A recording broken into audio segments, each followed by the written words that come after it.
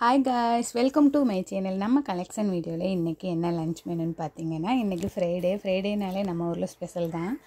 நான் வந்து இன்றைக்கி இறால்ஸ் பிரியாணி, அப்புறம் வந்து சிக்கன் குழம்பு, ஒயிட் ரைஸ், அவ்வளோதான். வாங்க வீடியோக்குள்ளே போய் பார்க்கலாம். புதுசாக யாராவது என்னோடய சேனலை பார்த்துக்கிங்கன்னா பாருங்கள். என்னோடய வீடியோஸ் உங்களுக்கு பிடிச்சிருந்தால் மறக்காமல் லைக் பண்ணி சப்ஸ்கிரைப் பண்ணி பக்கத்தில் உள்ள பெல் ஐக்கானே கிளிக் பண்ணிடுங்க.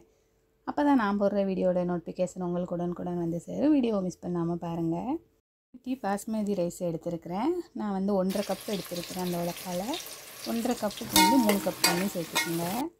பட்டை, கிராம்பு, ஏலத்தை நுணுக்கி போட்டு அதுக்கப்புறமா வெங்காயத்தை சேர்த்துக்குங்க. நான் வந்து 200 கிராம் வெங்காயம், 200 கிராம் தக்காளி எடுத்துருக்கேன். வெங்காயம் நல்லா வதங்கினதுக்கப்புறமா புதினா மல்லி சேர்த்துருக்கேன். அதுக்கப்புறமா நான் வந்து பிரியாணி இலையும் சேர்த்துருக்கேன். அதை நல்லா வதங்கினதுக்கப்புறமா தக்காளி சேர்த்துக்குங்க. தக்காளியை சேர்த்து நல்லா வதக்கிட்டேன். இப்போ நான் வந்து கிஸ்மிஸ் பழமும் முந்திரியும் சேர்த்துருக்குறேன். அதையும் சேர்த்து நல்லா வதக்கிக்குங்க. இப்போ வந்து இஞ்சி பூண்டு பேஸ்ட்டு சேர்த்துக்கலாம். இஞ்சி பூண்டு பேஸ்ட்டு பச்சை வாடை போனதுக்கப்புறமா நான் வந்து ஈகிள் பிரியாணி மசாலா தான் சேர்த்துருக்குறேன். நான் வந்து 50 கிராம் பாக்கெட்டில் வந்து நான் பாதி அளவு எடுத்துருக்குறேன். இப்போ வந்து 1 கப்பு அரிசிக்கு 2 கப்பு, 1.5 கப்பு அரிசிக்கு 3 கப்புங்கிற விதத்தில் தண்ணி சேர்த்துருக்குறேன்.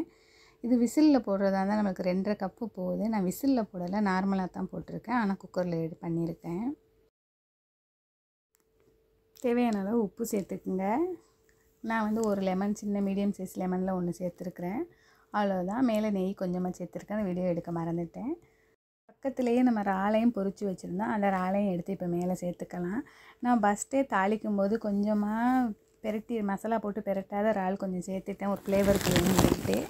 அதுக்கப்புறமா இப்போ வந்து நம்ம பொரிச்ச இறாலை மேலே சேர்த்துக்கிட்டோம். இப்போயும் கொஞ்சமாக நெய் சேர்த்து ஒரு கிளறிக்குங்க. பிரியாணி நல்லா ரெடி ஆயிடுச்சு. இது கொஞ்சம் கலர் கம்மியாக தான் இருக்குது.